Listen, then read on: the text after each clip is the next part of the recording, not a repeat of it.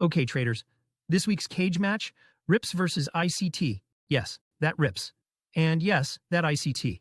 A clash of titans, both highly active, wildly confident, and always online. So here's how this one started. Rips, whose favorite hobby is demanding broker statements like he's the IRS, casually responds to an ICT tweet with replay trading on a TradingView paper account. Such skills. Much wow. Now, ICT, who's played this game long enough to know when to swing, doesn't let this one slide. He tweets, "Don't be a Temu PW, it doesn't suit you." And you could just feel Rips crack his knuckles like, "Oh, okay, it's that kind of day." Rips responds with, and I quote, "I am up a modest $700,000 in an account I trade for fun, live on my free streams." Oh, he hit him with the, "I casually rake in six figures for sport flex." That's the trading version of, "I'm rubber, you're broke." Then comes the inevitable. Rip starts demanding broker statements like he's running an audit desk. Post your verified trades. Prove it. But ICT doesn't flinch. Instead, he flips it and says, "If you're serious, enter the Robbins Cup." It's not a compliment. It's a setup. He frames Rips as just another over-leveraged gambler and says Robbins isn't for guys like that. Translation, you wouldn't last. You're just a loudmouth with luck. But Rips doesn't back down. He fires back with, "When you post your broker statements for the last 2 months, I'll get right in there." So now it's a full standoff. ICT says, "Win something." Rips says, "Prove something." And neither one's blinking.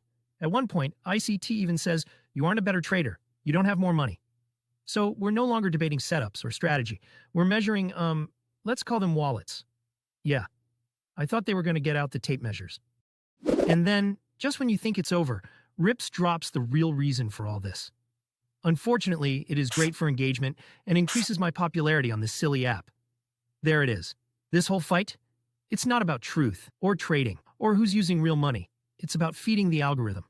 We thought we were going to learn something from this saga, that Rips has the receipts, that ICT holds the wisdom. But what did we actually learn? They're not trying to prove who trades better. They're trying to prove who tweets better. And if you're still wondering who won this argument, let me save you the trouble. The algorithm. The only thing that was gained here was engagement. Instead of spending our time dissecting two grown men fake fighting for clout on a platform neither of them actually cares about, and yes, there's definitely a college-level thesis on existentialism buried in that sentence, maybe we should have talked about something that actually matters. Like the fact that Tradeovate is not a platform option at TopStep currently. Yeah, that's a thing according to Sage Trade. Let's not forget, TopStep's been racking up red flags lately. First, the CEO floated the idea of sharing customer data through the SRO. Then there's their in-house platform, TopStep X, often called SlipX thanks to all the bad fills. And now, they're having issues with the platform many consider the gold standard. Most traders agree, if a prop firm doesn't offer Tradeovate, that's a deal breaker. According to a Discord announcement, this change only affects new users. Those who already have Tradeovate connections can continue using the platform. As for when it'll be available to new customers again, no one knows. If you want to know which prop firms use Tradeovate, you can find that information on our website, futuresforourfuture.com.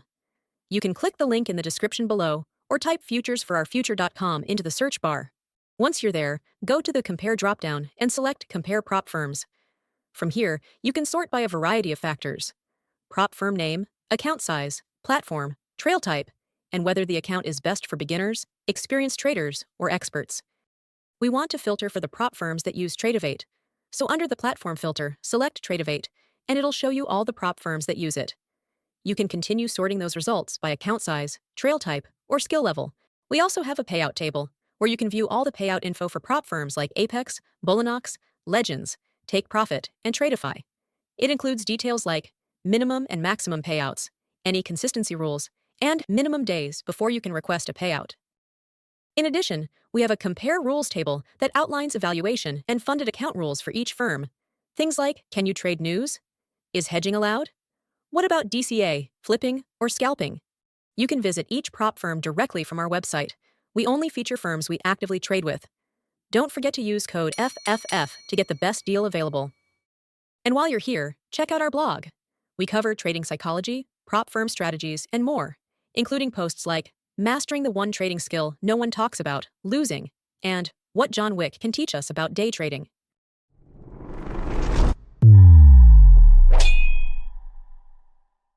So picture this. Kyle, known online as JadeCap, is cruising through Florida in a Ferrari 488 Spider. It's silver, sleek, sounds like thunder, and looks like it belongs on the cover of a magazine. There's just one hilarious detail. Every car in the background is passing him. Like, You're watching a guy in a $300,000 car getting smoked by a Honda Civic. Somewhere, the ghost of his 2006 Accord is laughing.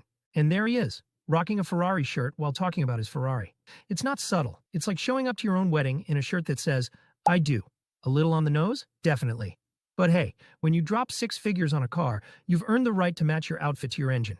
Now, Kyle didn't just wake up one day with a supercar and a YouTube channel. Nah, he started with a 2006 Honda Accord that had 350,000 miles, a headliner that sagged like it was mourning its own dignity, and a bumper held up by zip ties. No AC, one working window. You couldn't even call it a car. It was more like an emotional support vehicle that failed its job daily. When I saw the thumbnail, I thought we'd lost Kyle to the hypercar crowd. Ferrari shirt, big smile, flashy title. I figured it was just another look at me now flexathon. But here's where it gets good. Instead, he delivered a masterclass in grit. This isn't a story about flexing wealth. It's a story about surviving loss, rejection, and years of break-even trades that felt like climbing Mount Everest with a toothpick. Kyle lost both of his parents to cancer, his mom right before high school graduation, and his dad later on. Kyle somehow used that to fuel a career in trading that took over a decade to bear fruit. He talks about how he was a break-even trader for nearly 9 years. That's right, 9 years. Most people give up after 9 days, but Kyle stuck with it. Journaling, refining, messing up, spiraling, repeating. He basically became the Dorothy of stock charts, sucked into a trading tornado. Still, it's more than the cars. Kyle's story is about building a life with purpose. He credits his wife for believing in him when he was pulling coins out of a jar to make ends meet. At one point, he even says, I had a wife, then quickly corrects himself with, I still do. I had a wife. I mean, that's got to be one of the best humble brags I've heard. Besides his wife, he also credits journaling, discipline, a tighter support network of traders, and yes, even his past failures for helping him level up. Because this isn't just a rags to riches story. It's a bum-to-beast story. A slow, painful climb from depression and doubt to clarity and conviction. So how'd he do it? Here's where Kyle drops the real value, not just the look at my car lifestyle, but practical tips for traders who are still in the grind. Don't underestimate small progress. Kyle remembers making $50 to $100 trades and feeling like a failure next to all the internet gurus flashing Lambos. But the reality? Those baby steps built the foundation. Journal your trades. He admits he could have been profitable much earlier if he just stuck with his first strategy and actually tracked his mistakes. Overtrading, revenge trading, and over-leveraging. Sound familiar? Survive long enough to grow. So you don't want to only risk 1% of your account on a prop firm. Kyle gets it.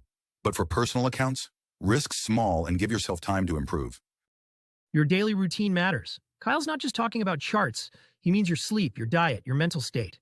You can have a red P&L day and still make progress if you're sticking to your routine. Build a support system.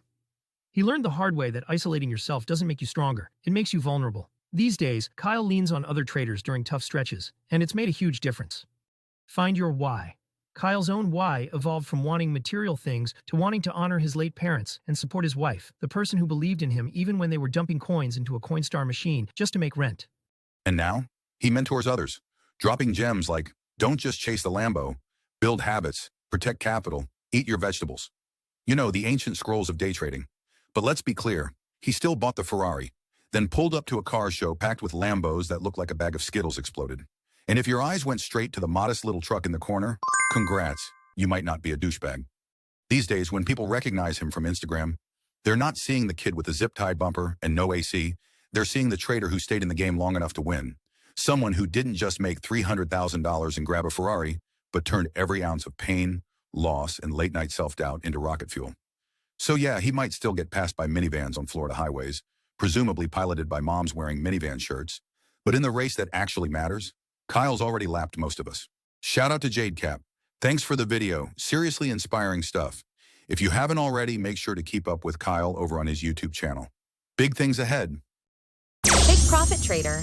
Easy rules. The best payout. No activation fee. Use code FFF and save 30%.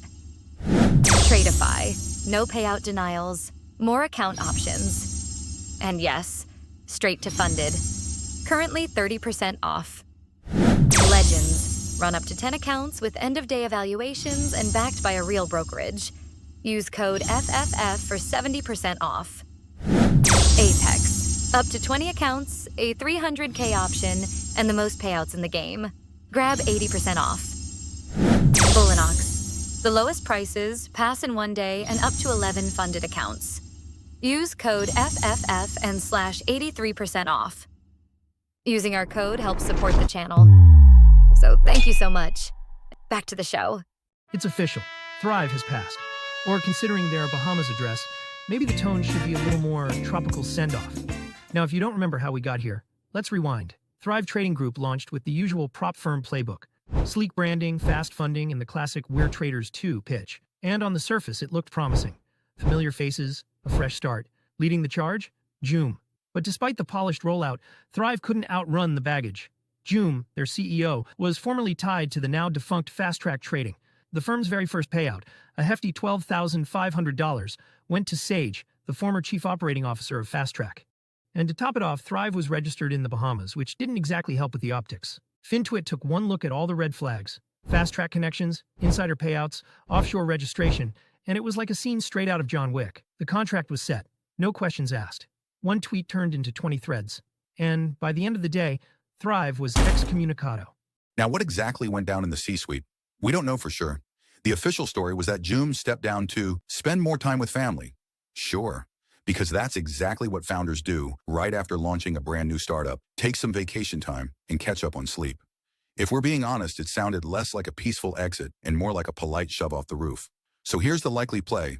FinTwit dug up Joom's Fast Track past, the spotlight got hot, and someone upstairs panicked. They cut ties thinking it would cool things off, but instead they accidentally cut their own power supply. According to Kellyanne, Thrive only had around 500 traders. Yikes. Not exactly a thriving user base. Yeah, I heard it too, regretted it immediately. Because love him or hate him, most of Thrive's early momentum was from people who liked and trusted Joom. And when he disappeared, so did the support system. The vibe shifted overnight. The Discord emptied, the DMs dried up. And Thrive, it turned into a ghost town before it ever became a trading floor. Now, if that were the whole story, we probably wouldn't even be talking about this. Thrive would have faded out quietly, like most half-baked prop firm experiments. But here's the thing, we call this. Back in week 21, we ran a segment titled "Thrive Ain't Thriving," where we pointed out that a few sharp minds in the FinTwit think tank had already seen the writing on the wall. Heavy hitters like JMU and Brett Simba were waving red flags, while others were still busy pushing promo codes for Thrive. You may recall, Brett dropped a full-on TED Talk on prop firm revenue, casually reminding everyone that revenue is a 2-month lagging indicator. So when a firm like Thrive hits turbulence, any adjustment takes at least 60 days to show up. And let's be honest, most startups don't survive 60 hours of bad PR, let alone 2 months of "please enjoy a nap under the coconut tree while we figure it out." And here's where it gets interesting. Back in April, Tradeify made an X post weeks before Thrive actually collapsed. At the time, it seemed like a general warning. But in hindsight, it reads more like a preemptive strike. In that X post, Tradeify laid down a new affiliate policy that basically said, if you promote a firm that's less than 90 days old and it shuts down or has payout issues, you will be removed from the Tradeify affiliate program and forfeit any commissions earned for that month. They didn't name names, but the message was loud and clear. Stop promoting baby prop firms with business models held together by duct tape and hope. So when Thrive finally face-planted in June, it wasn't a surprise. It was a case study. Exactly the kind of implosion Tradeify, Brett, JMU, and the greater FinTwit community warned affiliates to steer clear of. And if you were still pushing promo codes after that post, well, you were either really confident or really not paying attention. Enter Kellyanne, queen of spreadsheets and promo codes. Back in week 23, we covered the showdown. Sage Trade, Brian Stonk, and Nutty Bar absolutely roasting Kellyanne for promoting new prop firms without really vetting them. They weren't just annoyed. This was full-on flamethrower mode. Nutty hit her with the classic disappointed dad energy. "You're better than this, Kellyanne. I know lawyer bills are expensive, but maybe GoFundMe?" Meanwhile, Sage showed up with PowerPoint vengeance. Screenshots, timelines, color-coded accusations. He basically built a case file like he was tracking Sasquatch across the backcountry. Why?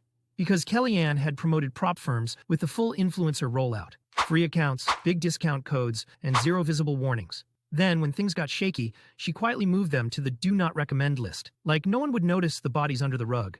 And here's the thing. They weren't just mad she got it wrong. They were mad she cashed in while it was going wrong.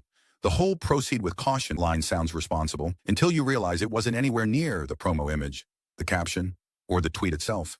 That disclaimer only shows up when there's backlash in the replies. So in week 23, we said it then, and it still holds up now. This wasn't just about Thrive collapsing. It was about the whole promo system that lets influencers play both sides. Push the firm while it's hot. Distance yourself when it cools. Blame the trader for not doing their own due diligence.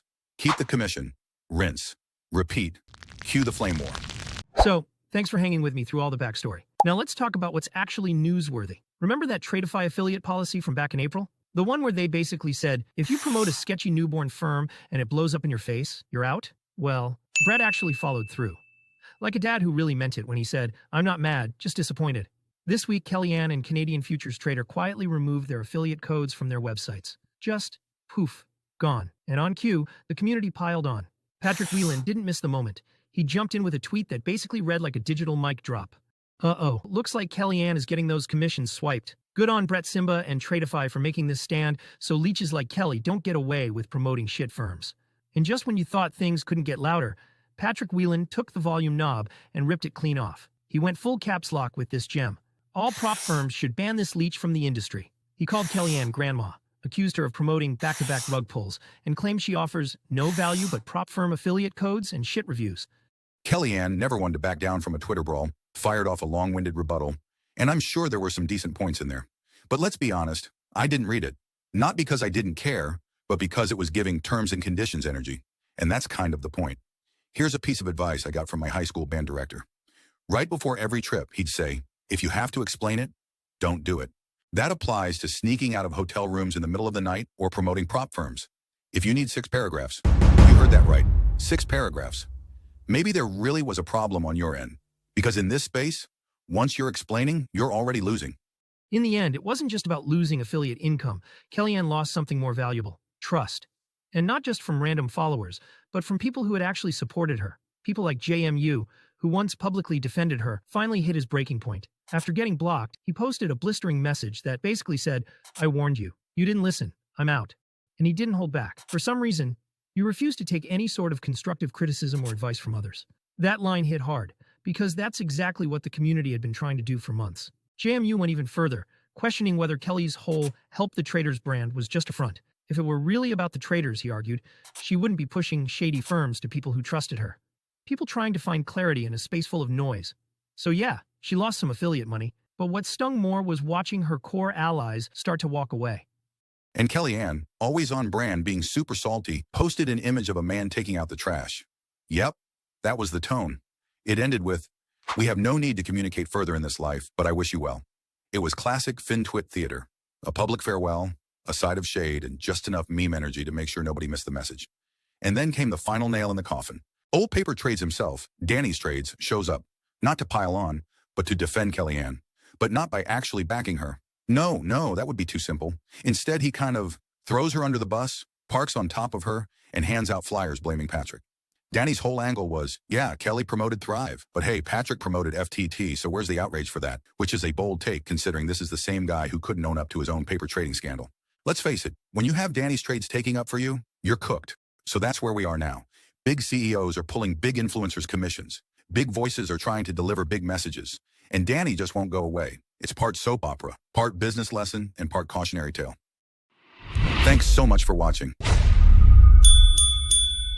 If you enjoyed this episode, click here to check out another great video or explore our full playlist for more. Watch time means the world to us, so please share this with your trading buddies. And if you don't have any, just watch it again yourself. Remember, trading is tough enough. We all deserve more laughs. Thanks again, and see you next week.